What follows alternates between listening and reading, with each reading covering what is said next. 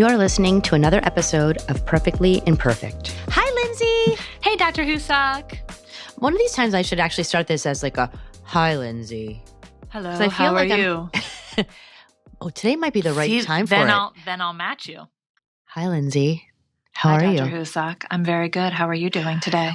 We need everybody to know that this is not how a feminine rejuvenation consultation starts. It is not, but we do try to break the ice a little bit. Yeah, we do. Well, welcome to the Perfectly Imperfect podcast. Thank you for having me. Here we are. This is a really fun topic for us, and quite frankly, something that just not a lot of people are talking about, but a lot of women are experiencing, right? So we really wanted to focus today on feminine rejuvenation and what that means, and in today's world, what you have as options. Yeah, right? And there's a lot of great options out there. It's just, I think, like you said, it doesn't get talked about. Most women post-baby, especially, and some not post-baby, wear some sort of panty liner every day of their lives. Isn't that wild? And we just don't talk about it. It's impressive. It's just the way it is. Like, you have a baby and we all joke about how we pee when we're jumping or laughing and we got to cross our legs and then there's the other things. There are other things that happen that really are taboo. Talking about your sex life, like unless it's your closest friend, a lot of women suffer in silence. Yes, they do. And it's interesting because I would also imagine that a lot of the reasons why there's just this stigma that men want to have sex more than women has to do with how we feel when we are having intercourse. Yeah. And once again, not really talked about. So we just kind of live like that. And if we aren't comfortable or we aren't getting pleasure from having sex, it's just deemed, oh, women just don't really want to have sex like men. And quite frankly, we both want to have sex. It's just, is it enjoyable for the woman, right? Correct. And as we get older and things change, especially post-menopause there, I mean, you lose a lot of the estrogen and things get very dry and it is painful. It feels like some women will describe like razor blades. Yes. Who wants to do that? So Nobody. that's the thing. There's all types of changes that can happen after pregnancy, if you've been pregnant, or through perimenopause into menopause. And those changes include changes in your urinary continence. So your pelvic wall being able to have the structure that it's had previously. It gets stretched hundreds of times its size during delivery, and then is expected just to kind of bounce back like nothing ever happened. And it does a great job, but that's a lot to ask, right? Yeah. And so all that support gets lost. Like you mentioned about dryness, the vaginal wall changes due to hormones where you're not getting the lubrication that you used to get. And then finally, the final part that we're going to chat about is the aesthetic side of it. You know, when you think about the vagina, there's also the orifice and the external labia and how that looks. And that certainly can change through pregnancy, delivery, and menopause. And so what are the options for that? And that doesn't also have to be just aesthetic. It also can be functional in the sense that if there's a lot of extra tissues in the way, there are a lot of activities where it becomes painful. And so that procedure becomes functional. So this is a little different for our practice because I would say that 80% plus of what we're about to talk about has to do with functional improvement, not aesthetic improvement, right? That's correct. So let's dive into that. So a patient comes in, Lindsey, and they're here to talk to you about some options.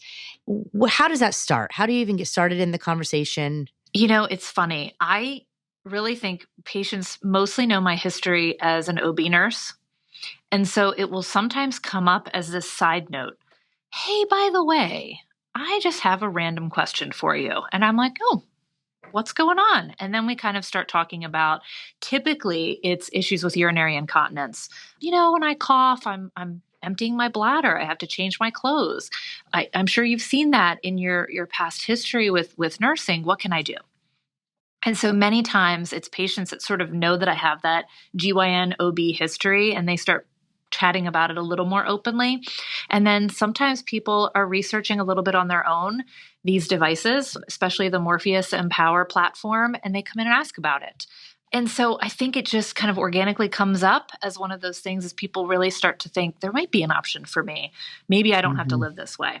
Yeah. It's funny because we obviously are an aesthetic plastic surgery and, medical aesthetics, non-surgical treatments. It's what we do. And so I don't think that the first thing you think about is, these vaginal functional things when you think about us. But I will tell you that we are a practice full of women. We have Lindsey, like she mentioned, came from labor and delivery. She has an actual history in that and understands it. She's a family medicine, family practice nurse practitioner. So we have backgrounds in a lot of this. Plus, we're women, and plus, we've personally Yep. experienced it.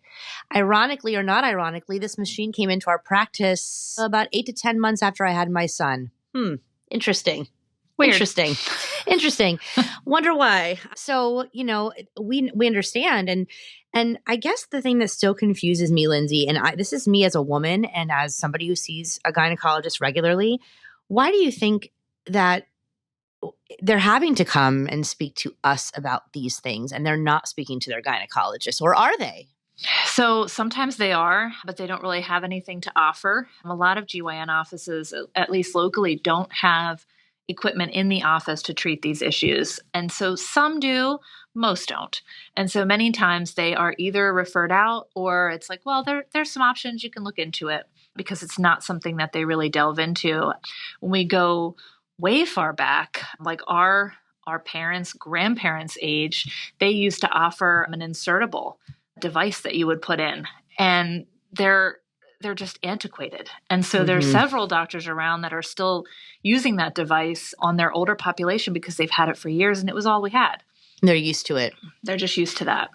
So and we are talking if they're bad enough, they may be a candidate for a surgical procedure, but that's daunting. And I would say for a lot of most women, people, it's not. And also, again, you'd rather just live with it than have to undergo it. And then you see on TV these meshes that are now having lawsuits for support. And so it's just, again, it's a very gray area that people don't talk about, but definitely have issues with. Yes.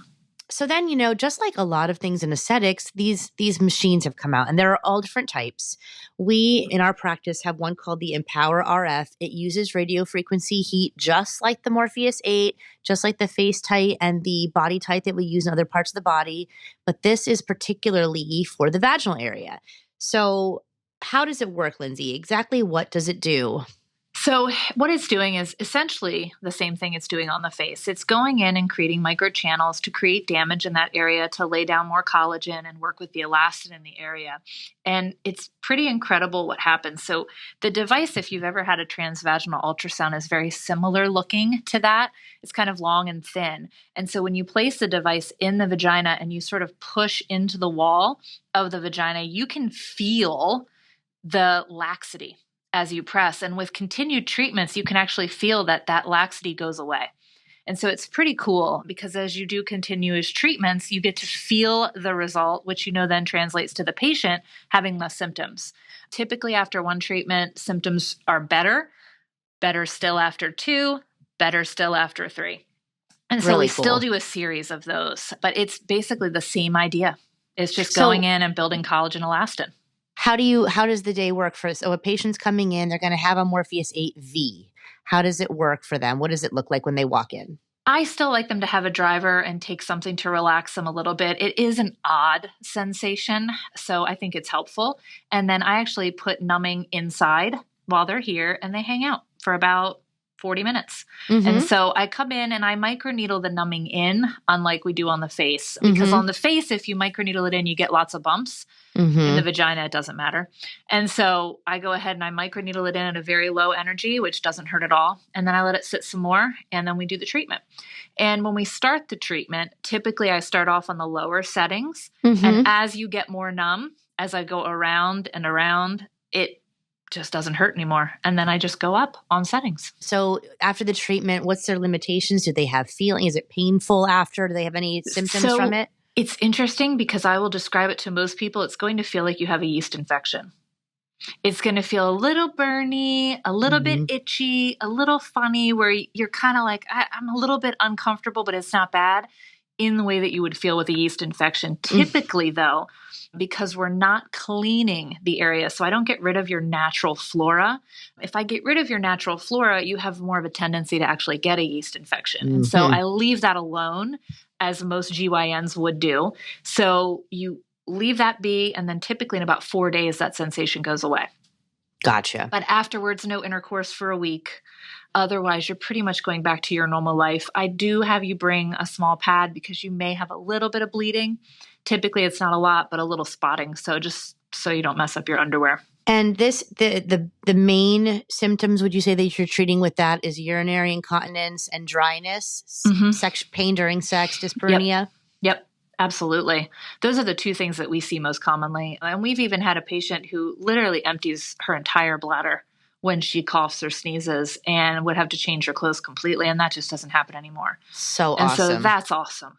Yeah, that's a really, really big deal. And to have it be able to be a we're a surgical practice too. And in the end, of course, we love surgery when it's appropriate, but to be able to get that kind of result with a non-surgical treatment where you really can just kind of go back to work, you didn't have any significant downtime, that's a big deal for our patient population and really just wonderful. I mean, to be able to offer that and in the comfort of a place that knows this energy. So the reason why we got this is Lindsey and I had been using radio frequency energy on other parts of the body for years beforehand and really loved it. So it wasn't new to us. And I treat patients for vaginal rejuvenation in the OR when it comes to the external portion of the labia and whatnot. So it just felt very natural for us to dive into utilizing a energy source that we already know and love in a place that we know can absolutely help a lot of women. So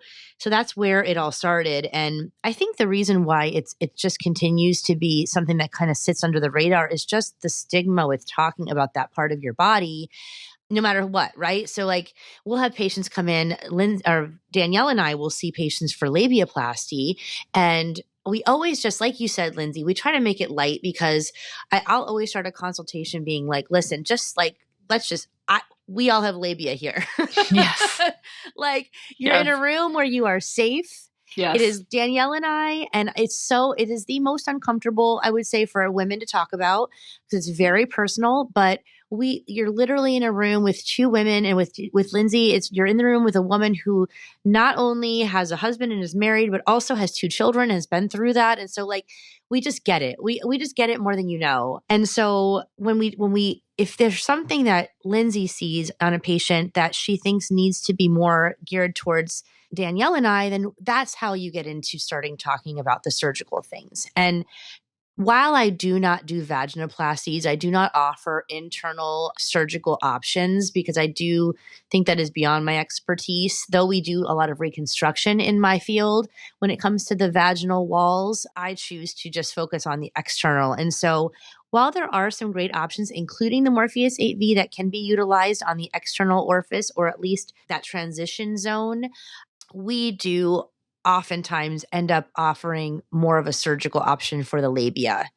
There are some skin tightening options you have. You can use something similar to the Face Tight on the labia, but just so far in Lindsey and I's opinion, if it gets to the point where you need that kind of excision, you're better off, since you have that option here, just to have a formal labiaplasty. Wouldn't you say? I would agree with that. I think if you're to the point where you need help on the external labia, typically it makes sense to do a labiaplasty. I'm just not going to get you the same result. And I will tell you, labiaplasty is also extremely effective for function and for aesthetics. We have a lot of women, even very young women, who come in who are either horseback riders or bicyclists, and they literally cannot do their sport anymore because of the excess skin that gets in the way between their bodies and their seat. And it gets in the way during sex. It can be painful during sex. And so labiaplasty generally is speaking about the external and the internal labia, and really, it could be a mix of any of that. It can be also the cuff that kind of covers the clitoris. It's just, where do you have that that extra. But the labia minora, or the smaller, the internal labia, is typically where patients have problems. The procedure is very straightforward, typically a linear incision that removes and excises the excess skin and tissue that is lying in front of the labia majora. It's a suture that doesn't have to be dissolved. It can be done and often is done awake. The vagina and the labia really can tolerate that. I'm not a huge fan of awake surgeries, but I will tell you that there are a couple that I do awake, and labia procedures are one of them because patients do wonderfully. They numb well, they handle well, they heal well. Same as Lindsey said, there is some downtime in the sense of sexual intercourse. I don't allow any penetration for 4 weeks. Val always says boys, toys, and what is it? Boys, toys, and tampons. Yes, that's it. It's like, I can't think of the other T. You can't put anything inside for labiaplasty. It's for 4 weeks. What would you say did you say 2 weeks? About a week. Or a week. A week. About fine. a week. Oh, so, just keeping that in mind. It's just for healing purposes. It's not like 6 weeks, like post-pregnancy or anything like that, but it is a couple of weeks. But patients do really well. And I will say they are always really, really happy with the results. It's the kind of thing that it's like, you're immediately feeling more comfortable in your clothing and your activities, etc. So it really just depends on what your needs are. Now, there's one more thing that we didn't talk about that we offer, which is very non-invasive. And maybe if you're just nervous about thinking about getting something a little bit more invasive, like the Morpheus8V, we do have something called V-Tone. And I personally have experienced that. I have to admit, just like every other thing here, that I should have kept up on it and I just get busy and don't. But yeah, well. Talk about V-Tone. What is that? V-Tone looks like, if you can picture an egg, it has the same kind of shape as an egg. And what you do is you set it inside and it goes and causes contraction in the muscle. And so it's basically like Kegels on steroids. Exactly. So you hang out for about a half an hour and you do a ton of Kegels. Mm-hmm. The limitation there is you do have to keep up with it. And so you really ideally need to come in weekly for a number of weeks and just sit for a half an hour. And I find a lot of times with patients, it's just not possible, especially when they have young kids. They just can't find that time in their schedule. But if you're somebody that's like, well, I can make that work. I live close by. I would like to just do that. It's absolutely an option. And so it's very non-invasive. There's no needles. There's no nothing. There's no pain. Simple. You just have to lay here for a half an hour. It's really very comfortable. I love how you said it. It's like Kegels on steroids. Yeah. It's like when after pregnancy, you have these weak muscles that have been stretched on your abdominal wall, on your core. And in order to strengthen them, you've got to do some work. It's the same thing here, but it's so much harder to do that on the pelvic floor. So the V-Tone allows you to get that contraction in and that strength in and build it over time. And like Lindsey said, unfortunately, it is the kind of thing that it builds over time, but it's a muscle that needs to be utilized. And so if you don't keep doing something of that nature, you can lose that muscle strength. Correct. So would you say that they treat two different things? If someone wants to do Morpheus8 and V-Tone, is Morpheus8 really about the vaginal wall, or is it all kind of combined? It's interesting because with Morpheus8, it really is kind of combined. It's not necessarily doing the Kegel motion, but I can treat that vaginal wall in such a way that I do kind of tighten things back and I get that muscle back. Mm-hmm. And so it's different, and yet they kind of do the same. And so I don't tend to combine them because I don't see the merit in it to have you have that in for a half an hour and then have to come back weekly for 6 weeks when I could just Morpheus8 once and then 6 to 8 weeks later and then 6 to 8 weeks later, single treatment. Makes sense. I think they're just different. Any benefits to having patients, if they're coming anyway? We have a lot of patients who come for other things, obviously. They're coming in for Botox or coming in for their injection, something like that. Doing V-Tone at the time of that visit, could they combine it? You certainly could. You could combine it with a facial. You can combine it with anything where you're going to be here for a little bit, and we can just set that in, and you can just have that going in the background. Quite honestly, I would probably just lay you down. I would plan to do Botox first and then set that in and let you lay for a half an hour. But it's just, again, you would ideally need to come back. I don't know that you're going to see the full result just doing it one time with a Botox isolated. You know what's interesting too? Now it's going to get TMI, but here we are. I noticed, and I didn't keep it up, But when I was doing it, I did maybe 2 or 3 sessions. I have video of me just sipping on soda. It's very easy. But I had more lubrication, which I thought was fascinating because you would think that it's just about the muscle strength that you get from it. But I also had increased lubrication from it probably just waking everything up, honestly, Probably. and utilizing it and kind of pulling through. If you think about it, it's a gland also, right? So that power, that strength of the muscle helping to kind of aid in the tissue. I did also experience that. I can't say if it helped. I didn't do it enough to tell you that it helped with my incontinence. I still certainly have that issue, like most women after pregnancy, but I definitely noticed a difference even just doing a couple. So yeah, I mean, I would absolutely suggest it. That has zero downtime, zero pain, zero preparation. You don't need to have anybody bring you. You don't have to numb. So it's just a very easy thing to add on if you're already going to be here, or if you just want to stop in. It's 30 minutes and you're out of here. And you actually can control the tight. We set you up, and then you can kind of control it if you think you can handle a stronger. It's like a TENS unit. If anyone who uses for muscle recovery, it's like a TENS unit, but for the vagina. So really cool, really cool. Have you done any of them yet? You tried them? I had C-sections. Yeah. So I don't know how I would gauge. Well, I don't know how I would gauge success because I don't. Sorry. Yeah, two planned C-sections. Got nothing. You mean you didn't push for 4 hours and then you got stuck, and so you basically have the result of having a vaginal delivery and a C-section? You don't have that? No, didn't have that. Sorry. Nope, I came in with bagels for the staff my C-section day and was like, good morning, everyone. Thank you, Caleb, for everything you've given me. Appreciate it. Love you. Well, that's it. So, in the end, we take it seriously. We understand it's embarrassing, but we just want you to know that you are not alone, and we have some options here for you because we care about you. And if you are interested in learning more, you can always call us and chat with myself or Lindsey about this, or come on in and see what we think for options. And then most importantly, Linz, before we go, there are some people that are not candidates for your non-surgical treatments. What would that be? Who would be the people who would not be candidates? So I really want to make sure you don't have any sort of STI, so any sexually transmitted infection at the time. Now, arguably, you could get that treated and then come back. The other thing I want to make sure of is any sort of herpes. So I would not treat during an outbreak. If you do have a history of genital herpes, I can treat, but I would pre-treat you with some valciclovir.